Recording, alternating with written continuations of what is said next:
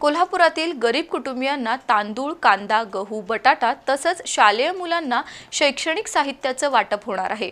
महाराष्ट्र नवनिर्माण सेनेचे संस्थापक राज ठाकरे आणि माजी मंत्री बाळा नांदगावकर यांच्या वाढदिवसाचं औचित्य साधून हा उपक्रम आयोजित केल्याचं वाहतूक सेनेचे उपाध्यक्ष राजू जाधव यांनी पत्रकार परिषदेत सांगितलं।